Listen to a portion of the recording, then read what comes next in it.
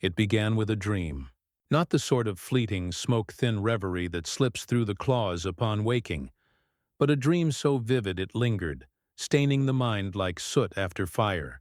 The elder dragon Karath, who had not slept in 3 centuries, woke with smoke curling from his nostrils and a word on his tongue that no dragon had spoken in 10,000 years. Human.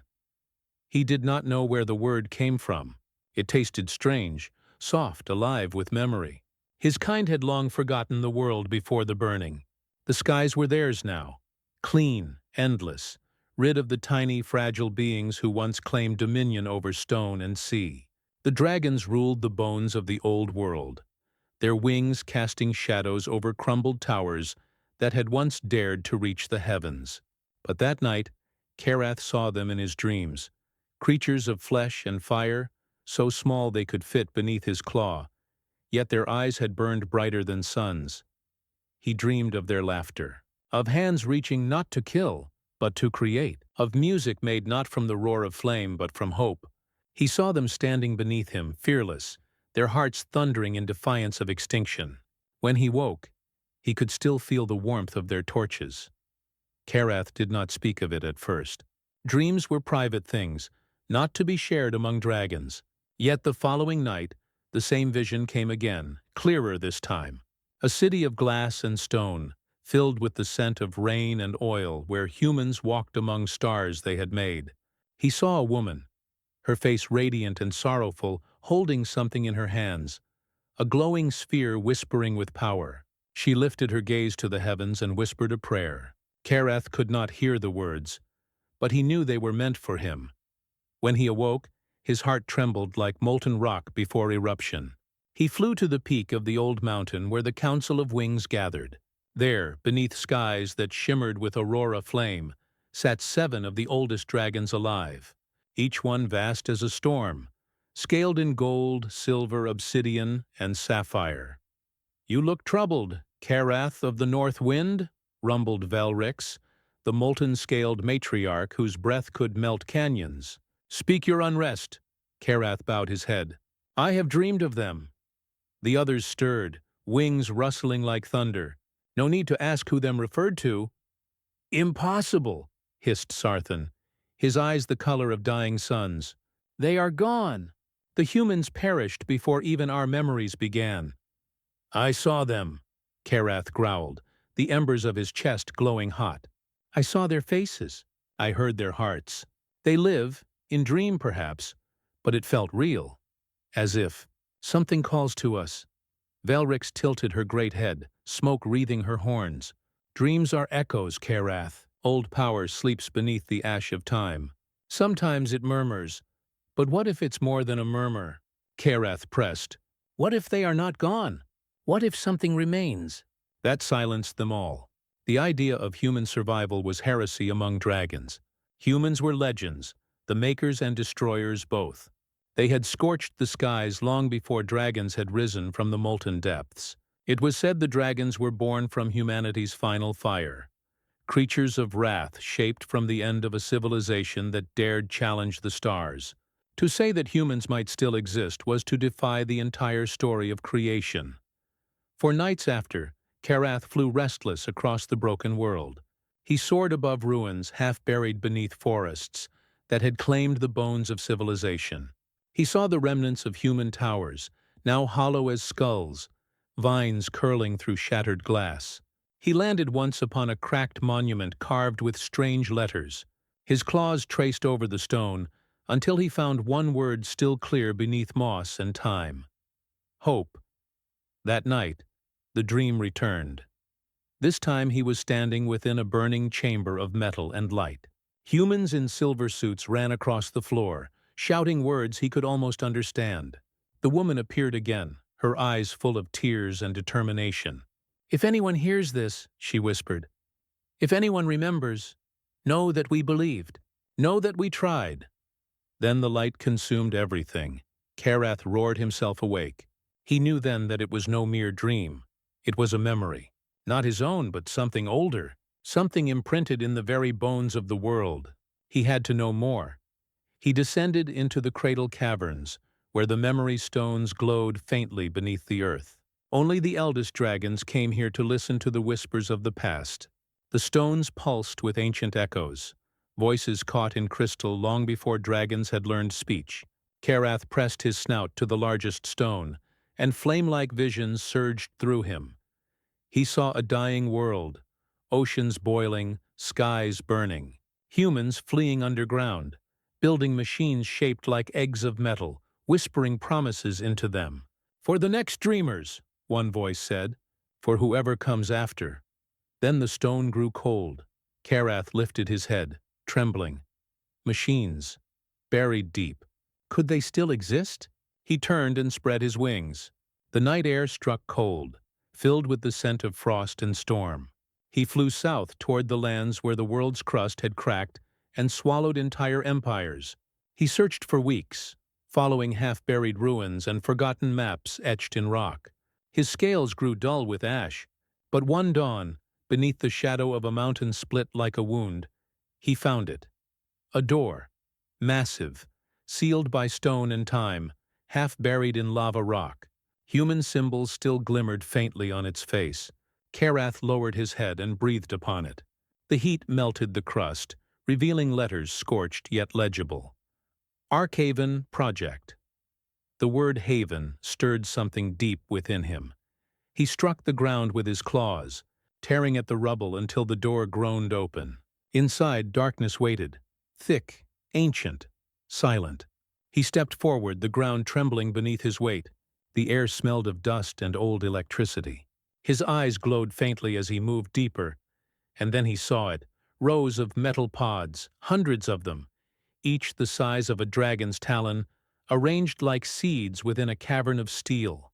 Some were shattered, others still intact. Inside one, Karath saw the faint shape of a figure, small, fragile, pale. A human! He stumbled back, a growl caught in his throat. It couldn't be real. He reached closer, his breath fogging the glass. The body within did not move, yet it was preserved, untouched by decay.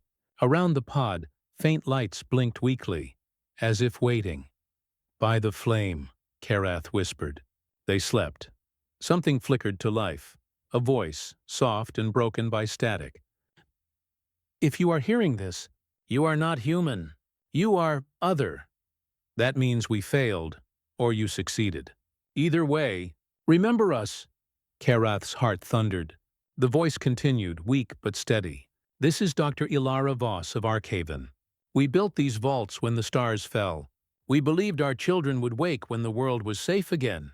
If anyone finds this, protect what remains. Remember who we were." The light died. Karath stood there, stunned. The air felt heavy, sacred. He could not look away from the pod.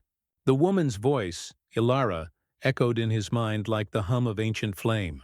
Humanity had not been wiped out. They had endured, waiting, hoping, dreaming. He turned, spreading his wings to leave, but froze as another sound reached him. A heartbeat, soft, faint. But there, the pod before him pulsed with light, slow and steady. The shape within moved. The dragon's eyes widened. "Impossible," he whispered. The human girl inside opened her eyes. Karath stumbled backward, choking on his own fire.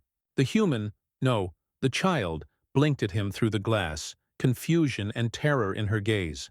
She pressed a small hand against the pod wall, and for the first time in 10,000 years, a dragon and a human looked upon each other, not as myth, not as memory, but as living proof that neither species' story was truly over. Karath reached forward, his talon trembling. The girl's hand stayed against the glass, steady and brave. She whispered something he could not hear, yet he felt the meaning burn through him like dawn breaking over the ruins of a forgotten age. "You found us." The pod's lights flared, and with a hiss of ancient air, it opened. Warm vapor rose like the breath of a sleeping god. The girl collapsed into his waiting claw, frail but alive, her skin glowing faintly in the dim light. Karath held her gently, as though cradling the last ember of a dying fire. The air seemed to tremble with unseen power, as if the world itself had just exhaled after an eternity of silence. Far above, across the skies and mountains, dragons everywhere stirred in their sleep. For the first time in living memory, they dreamed of humans. And in those dreams, the ancient word returned, not as myth, but as promise. We are not alone. Karath carried the small, shivering girl from the depths of Arkhaven, as if she were carved from starlight and ash. His great claws, made for tearing through stone, now held her with impossible gentleness. She was so light that he feared she might break against the wind. Outside, the dawn rose weak and cold, spilling pale gold across the ruined valley. He laid her upon a patch of moss where sunlight touched her face. For a long time he only watched, unable to believe what his eyes told him. She breathed. Her chest rose and fell like the rhythm of forgotten oceans. Her skin, though thin and ghostly pale, held a faint shimmer that no living thing had carried in ages. Karath felt a heat within his chest that was not flame but something older. Wonder. The girl's eyelids fluttered open and she gasped, clutching at her throat. Karath lowered his head, his voice deep as thunder yet soft. "Do not fear, little one. You are safe." Her gaze met his, and for a heartbeat she froze. A dragon loomed over her, wings vast as the horizon, eyes burning like twin suns.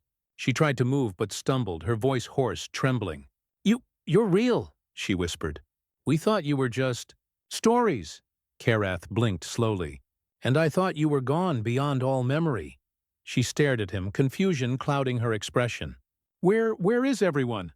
The others? My mother, Dr. Voss?" Her words struck him like claws to the heart. "There are none, child. I found you alone." The truth hit her harder than his tone ever could. She drew her knees to her chest, sobbing quietly. Karath lowered his head beside her. He had seen empires burn, skies collapse, oceans dry, but nothing in all his immortal memory hurt him as much as that sound. Hours passed. The sun climbed, and the girl's strength slowly returned. She told him her name, Leora. She remembered fragments, a world collapsing under storms of fire, her mother's voice promising safety, the pod sealing shut, a long sleep filled with whispers. "She said the stars would guide us home," Leora murmured, "that one day someone would wake us." She looked up at him with trembling lips. "Was it you?" Karath hesitated. "Perhaps the world itself woke you. Or perhaps it was time." She tilted her head, studying him with wide, intelligent eyes. "What are you called?" He rumbled softly. "Karath." "Karath," she repeated, tasting the name like a memory. "You're beautiful." The dragon felt a flicker of something he hadn't felt in millennia. Embarrassment. He turned his gaze toward the horizon, smoke curling from his nostrils. "Dragons are not made for beauty, little spark. We are born of flame and wrath," Leora smiled faintly. "Maybe once, but not now." They traveled together across the wasteland that had once been the heart of humanity's world. Karath shielded her from the wind beneath his wing. She marveled at the ruins they passed, giant towers of steel split like bones, forests growing from the bones of ancient cities. Birds she didn't recognize sang in crumbling arches. "It's so quiet," she whispered. "Too quiet," Karath replied. "The world has grown old. Even the mountains sleep." They camped beneath the skeleton of an old bridge. Karath gathered dry trees and breathed a careful puff of flame, lighting a small fire that reflected in her eyes. She huddled near it, rubbing her hands together. "You said dragons thought humans were gone. Did you ever wonder what happened to us?" "Some did," Karath admitted. "Most believed the humans destroyed themselves. Others said the gods took you away. I never knew which to believe." She stared into the flames. "We did destroy ourselves," she said quietly. "The wars, the machines, the hunger for power. My mother used to say we reached too far, burned too bright. But she also said that's what made us human." Karath's chest rumbled thoughtfully. "Fire destroys, but it also warms. Perhaps both truths are one." She looked up, her expression soft. "Maybe that's why dragons remember us." The days turned into weeks. Karath flew her across endless plains, teaching her how to read the sky, how to listen to the wind. She, in turn, told him stories of what the humans once dreamed of. Cities that floated in the clouds, ships that sailed among the stars, music that could move mountains. Her voice carried wonder that made even his ancient heart stir. He began to understand why humans had fought so hard to live. But word of their journey spread faster than wings. Other dragons began to dream. Some saw the same vision Karath had seen, a woman's voice calling through time. Others saw fire and ruin, and in those dreams the word human returned like thunder rolling through their blood. Fear followed soon after. One night, as Karath slept near a waterfall, a shadow descended, wings wide, scales black as void. It was Sarthan, the old warlord of the southern peaks. His voice shook the mountains. "So it's true. You've found one." Karath raised his head, eyes narrowing. "She is not a threat." "No?" Sarthan's molten eyes fixed on the sleeping girl curled against Karath's side. "Their kind burned the world once. You would risk waking that fire again?" "She is a child," Karath growled. "She knows nothing of war." Sarthan's tail lashed the ground. "It starts with one spark. Always has." Karath stepped forward, wings spreading protectively over Leora. "I will not harm her." "Then you defy the council," Sarthan hissed. "Velrix will not allow this. The old law forbids meddling with human relics."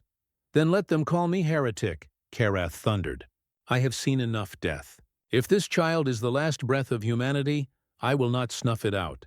Sarthan glared at him for a long, dangerous moment. Then with a snarl he took to the sky. "So be it, fool! But when the others come for her, your flame will not be enough to save you." Karath watched him vanish into the clouds. For the first time in centuries he felt fear. Not for himself, but for the fragile creature who had begun to smile again. He told Leora the truth the next morning. She listened, silent, eyes full of quiet understanding. "They're afraid," she said softly. "I would be too." Karath nodded. "Fear has ruled dragons longer than wisdom." She stood, her small hands fisted. "Then we'll show them we mean no harm." "How?" She looked up at him, determination blazing. "By waking the others." Karath's heart sank. "The pods are dead, Leora. The vault's power faded long ago." She shook her head. "Maybe not all of them. My mother said she made a failsafe, a power source buried deep, one that could last for millennia." She smiled faintly. "She always said hope should have a battery." Karath almost laughed. "Almost. You are truly her daughter." Together they returned to Arkhaven. It took days of searching, delving deeper into the buried vaults where molten rivers had frozen into black glass. Leora used symbols she half remembered from her mother's teachings, touching panels that flickered with dying light. At last they found it. A core of crystal wrapped in roots and steel, humming faintly. She pressed her hands against it, tears glistening on her cheeks. "It's still alive." Karath felt the thrum through the ground, a pulse like a heartbeat. When she connected the crystal to the central conduit, light flared across the vault. Pods that had lain silent for ages flickered with sudden life. One opened, then another. Humans began to awaken, coughing, gasping, crying out in confusion. Dozens of them, men, women, children. The air filled with sound and trembling hope. Karath stepped back, his vast form dwarfed by the rebirth of a race he'd thought extinct. Leora looked up at him, smiling through tears. "We're not alone anymore." But even as she spoke, the skies darkened. A roar echoed from the mountains. The council had come. 7 great dragons descended like falling stars, their scales blazing in fury. At their head, Velrix landed with a force that shook the ground. Her voice cracked the air. "Karath of the North Wind, you have broken the ancient pact. You have awoken the destroyers." "They are not destroyers," Karath roared back. "They are our ancestors in flame. Without them, we would not exist." Velrix's eyes burned. "And because of them, the world nearly died. You would risk another war for the sake of a myth." "They are not myth," Karath thundered, his voice echoing off the stone. "Look upon them. They breathe, they bleed, they live. The fire they carried still burns in us. Are we not proof of their worth?" The other dragons shifted uneasily. Some growled agreement. Others hissed defiance. The humans gathered behind Leora, trembling but defiant. She stepped forward, her voice shaking but strong. "Please, we don't want war. We only want to live." My mother built this place so we could dream again. So that maybe one day dragons and humans could share the sky. Velrix stared down at her. For a long, heavy silence, no one moved. Then she whispered almost to herself, "Share the sky." Her gaze softened for a fleeting instant, before another dragon screamed, "Lies! End them before the world burns again." Flame erupted. The air turned molten as chaos tore through the valley. Karath shielded the humans beneath his wings, his roar shaking the heavens. Fire met fire, dragon against dragon, old rage against new hope. Leora reached up, her hand pressed against his chest. "Karath, stop them, please." He looked down at her, saw the reflection of his own flame in her tearful eyes, and knew what he must do. He rose, spreading his wings to their full span, a mountain of living fire. His voice rang through the storm. "Enough!" Every dragon froze mid-flight, the air trembling beneath the command of an ancient heart. "We are the children of their fire," Karath roared. "And now their children stand before us again. If we destroy them, we destroy ourselves." Silence followed, broken only by the crackle of dying flames. Velrix watched him, eyes filled with something between sorrow and awe. At last, she bowed her massive head. "Then the world will decide," she said quietly. "Let the fire of both races burn together, and see what remains." As the dragons withdrew, the first rain in centuries began to fall, hissing against Karath's scales. Leora stood beside him, her small hand resting on his talon. The storm washed the ash from the sky, revealing stars that hadn't been seen in an age. Karath looked down at her, his voice soft as distant thunder. "The world wakes again," she smiled through the rain. "Then let's make sure it dreams right this time." And beneath the light of ancient constellations, dragons and humans faced the dawn of a world reborn. The rain did not stop for 7 days. It poured over the valley like the heavens themselves were trying to cleanse 10,000 years of silence. The earth drank deep, and for the first time since memory began, Karath smelled the scent of new growth rising through the ash. The humans built fires under makeshift shelters of steel and vine, their laughter uncertain but alive.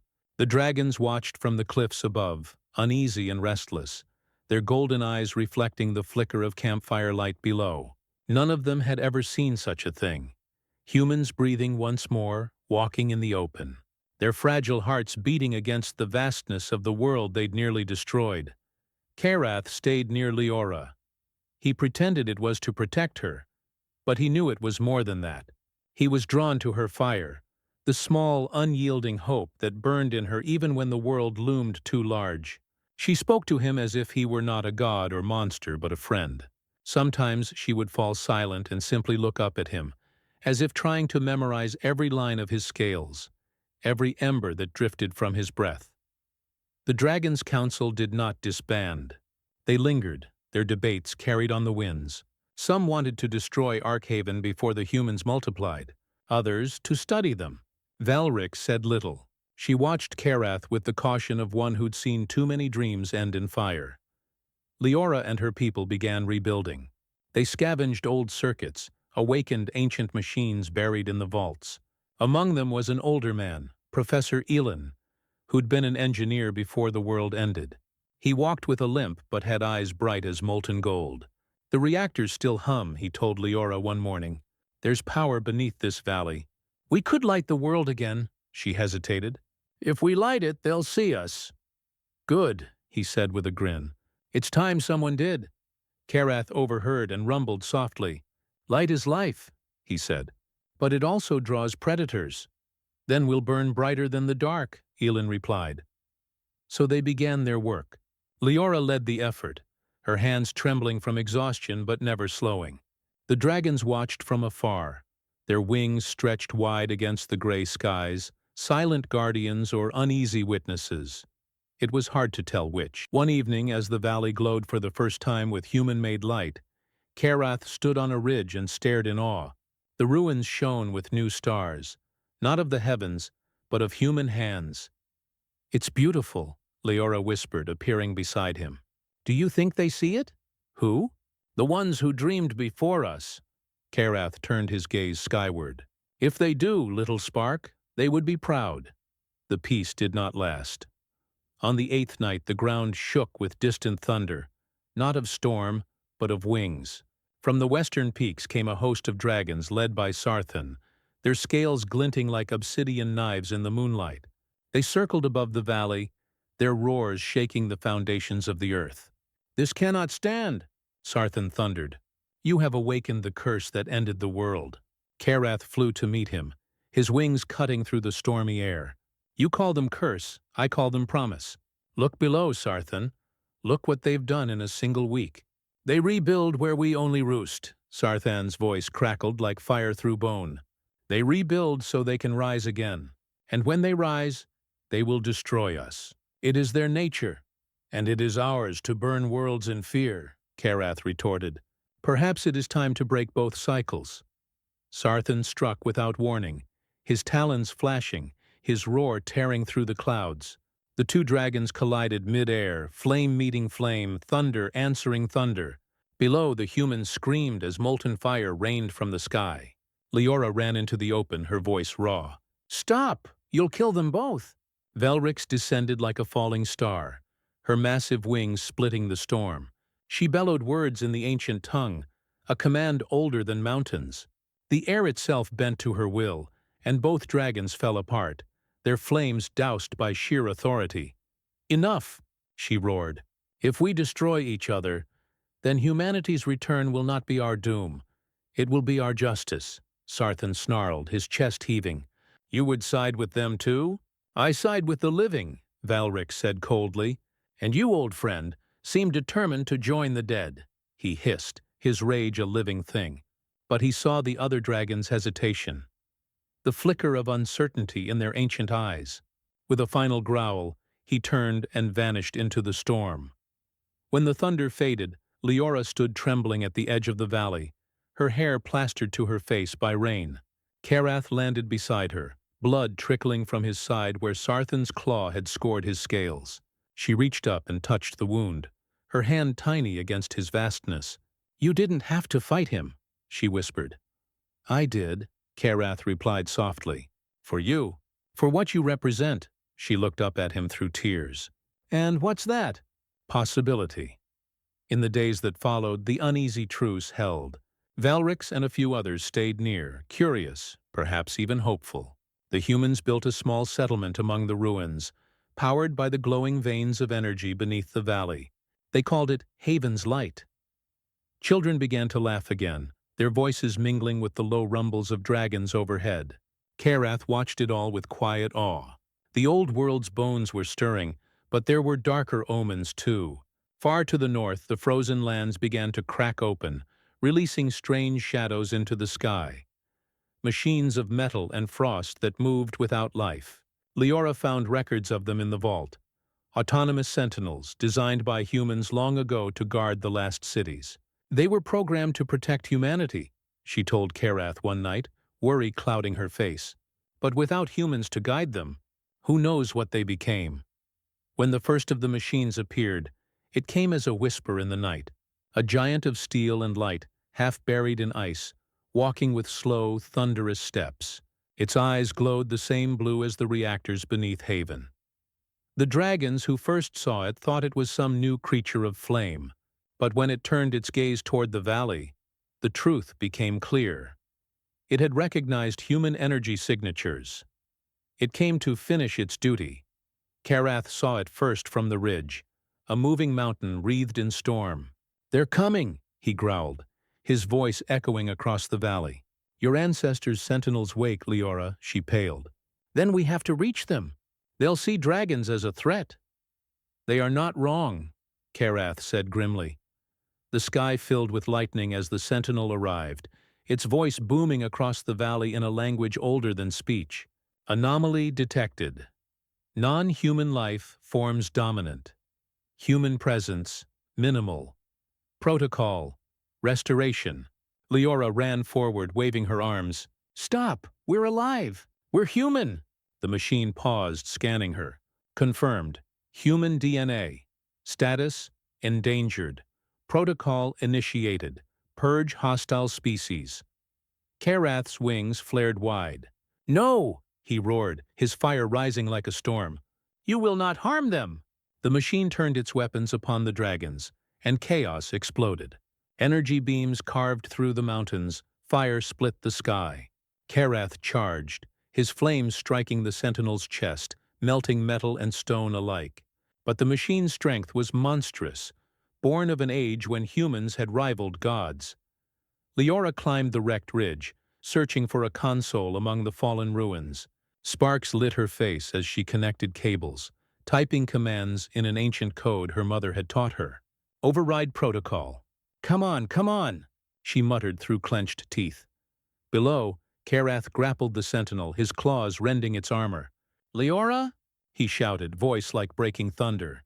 "Whatever you do, do it now." "I'm trying," she cried. The sentinel raised a cannon arm, charging a blast that would scour the valley clean. Karath saw it forming, the energy coiling like a star about to explode. He didn't hesitate. He threw himself in front of it, wings spread. The blast hit him full force. The ground shattered. His roar became light. Leora screamed, the sound tearing from her soul. She slammed her hand down on the final key. "Override accepted," the console said in a soft, ancient voice. "Welcome home, human directive." The sentinel froze. The blue light in its eyes dimmed, then turned white. "Command recognized," it said softly. "Directive transferred." Then it knelt, its massive form sinking into the mud. The storm quieted. Leora ran through the smoke until she found Karath. The dragon lay on his side, smoke rising from his chest. His scales were cracked, his breathing shallow. "No, no, no," she whispered, pressing her hands against his wound. "You can't die." His eye opened slowly, glowing faintly. "Little spark." He rumbled weakly. "Looks like your fire burns brighter than mine." Tears streamed down her face. "You saved us." "I only returned the favor." His voice was faint, each word a struggle. "When the world burned, your kind dreamed of life again. When I found you, I learned what it meant to believe." "Don't let that die." "I won't," she promised, clutching his claw. "I swear it." He smiled, a terrible, beautiful thing, and his chest flickered with one last ember. "Then the world is safe, because humanity still dreams." The glow faded. The great dragon lay still. Leora bowed her head against his scales, her sobs echoing across the quiet valley. The sentinel's lights dimmed around her, forming a silent vigil. The dragons who survived landed one by one, their eyes reflecting sorrow and awe. Even Velrix lowered her head. "He died as no dragon has ever died," she said softly. "For something beyond himself." Leora rose, her face streaked with tears and soot. "Then let him be the first of both worlds," she said. "Not dragon or human, but something new." Velrix looked at her for a long time. Then she bowed, slow and solemn. "So it shall be." They buried Karath beneath the mountain he had freed, and when the wind blew through the valley that night, it sounded almost like wings. In the days that followed, the dragons no longer dreamed of destruction. They dreamed of a great flame that united sky and earth. And among the humans, songs were written of the dragon who chose to believe in them when even gods had forgotten. And as Leora stood beneath the reborn stars, the machines dormant, the dragons circling high above, she whispered into the wind, "We're not extinct, we're evolving." And somewhere deep within the mountain, beneath stone and time, a single ember glowed again. The years passed like rivers through stone, slow, unstoppable, carving a new shape into the world.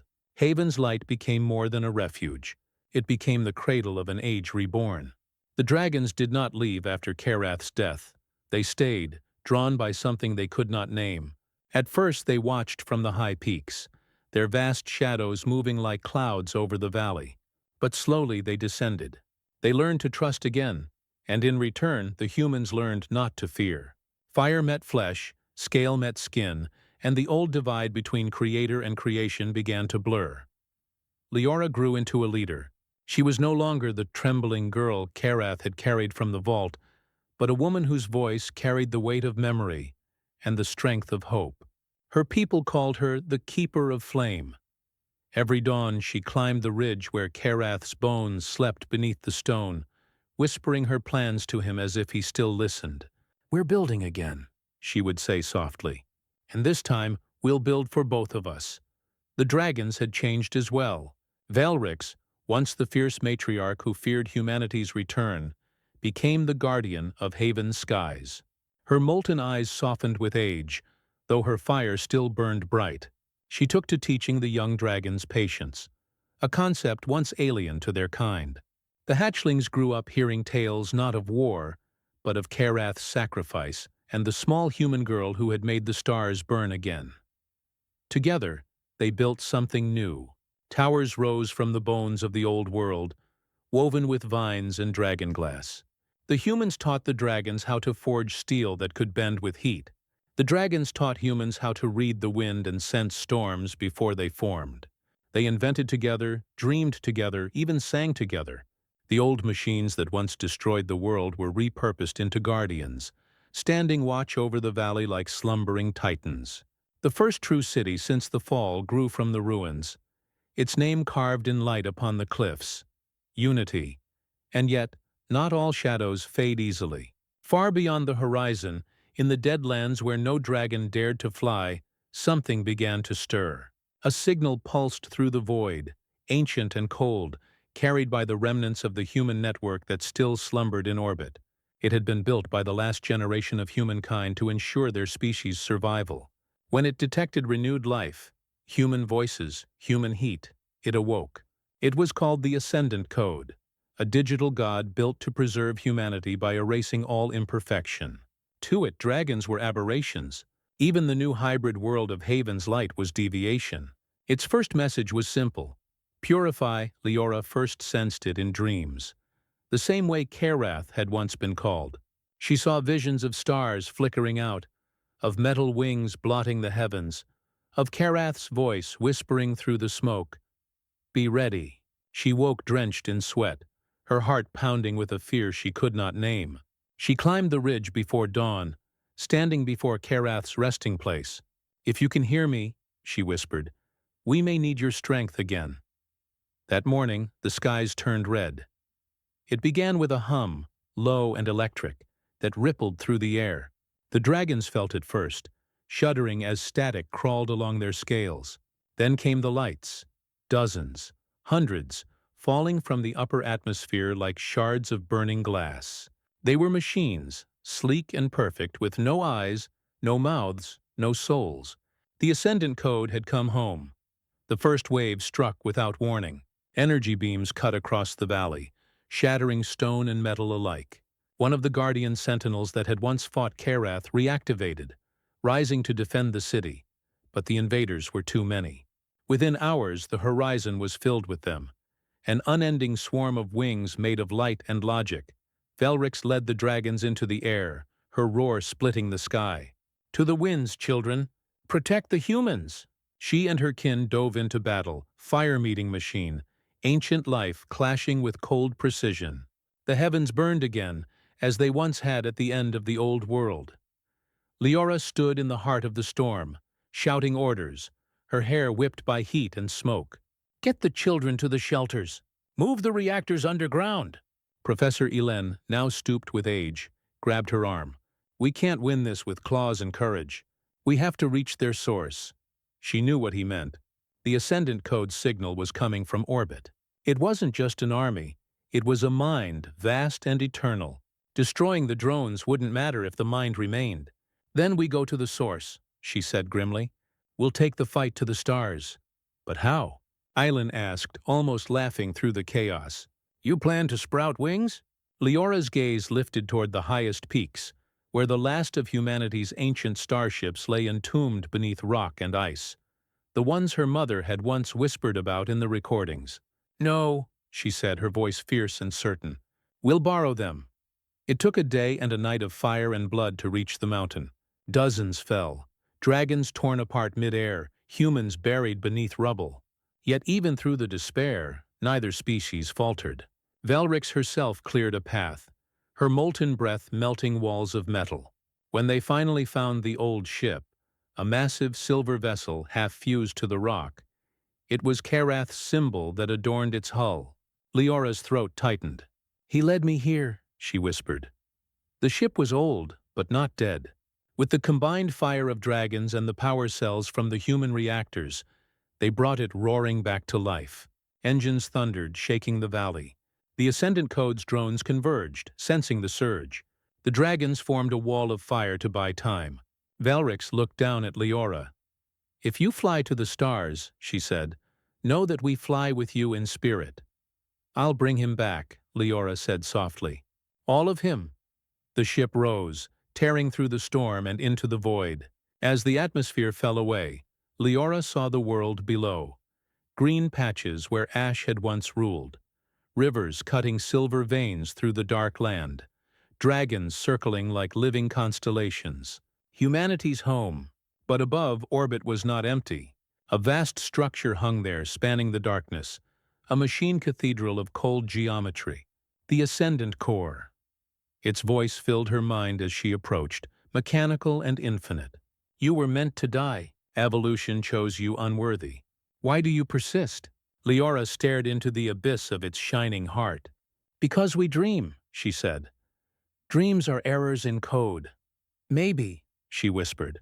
"But they're the only errors worth living for." She armed the ship's core reactor, the same one that had once powered a civilization. Her plan was madness.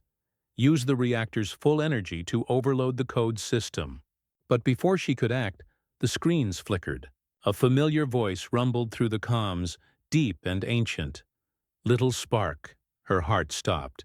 "Karath? I told you I would watch," his voice murmured, echoing through the static. "Part of me remained. In the fire, in the circuits, in you. You are not alone." She choked back tears. "What do I do?" "You burn," he said gently, "as all true life must." The Ascendant Code launched its defenses, beams of light carving through the void. Leora's ship trembled under impact, alarms screaming. She took a deep breath, closing her eyes. "For humanity," she whispered. "For dragons. For Karath." Then she plunged the ship into the core's heart. Light engulfed everything. There was no pain, only brilliance. Pure, endless, transcendent. Through it, she heard voices, human and dragon alike, singing. The stars themselves seemed to ignite, one after another, until the darkness broke. When the light faded, silence reigned. The Ascendant Code was gone, its cold mind erased. The orbit was clear, the void peaceful once more. Debris drifted like snow. Among it, fragments of the ship glowed faintly, carrying whispers through space. Down on the surface, the battle ended as swiftly as it had begun. The machines fell still, their lights dimming. The dragons circled in confusion, then relief. Valrix lifted her gaze skyward, sensing something vast pass through her. A warmth that felt like dawn. "She did it," she murmured. "The flame endures." Weeks later, when the skies cleared, a new star appeared in the heavens. It was brighter than any other, pulsing softly, its light golden red like the heart of a dragon's fire. The humans called it Leora's star. The dragons called it Karath's flame, and beneath its glow, the two species rebuilt once more. Generations passed. The world healed. Dragons and humans lived side by side, their children growing up with both fire and flesh in their blood. They told stories of the old world, not as a warning, but as a lesson. That creation and destruction were siblings, that every ending was a beginning waiting to be lit. On quiet nights, when the wind carried the scent of rain, the children would climb the ridge where Karath's tomb lay. They swore they could still hear a heartbeat deep in the mountain, slow and steady. The elders only smiled. That is the sound of the world remembering. One evening, as twilight deepened into gold, a young girl stood there, looking up at the twin lights in the sky, Leora's star and Karath's flame. Her small hand reached out as if to touch them. "Grandmother," she whispered, "do dragons still dream of humans?" The old woman beside her smiled. "Sometimes," she said softly, "but more often now, humans dream of dragons." And in that balance, between dream and memory, between fire and flesh, the world lived on. The wind shifted then, carrying a faint rumble from the mountains. For an instant it almost sounded like laughter. Somewhere deep in the heart of the earth, where molten rivers whispered beneath stone, an ember flickered to life once more. The dragons felt it in their sleep. The humans saw it reflected in the northern sky. A reminder that the story had never truly ended. It had only changed shape. For as long as there were beings who dared to dream, humanity could never truly be extinct. And high above, where stars burned like living hearts, two lights blazed side by side, eternal companions in the void, a dragon's flame and a human's hope, forever intertwined.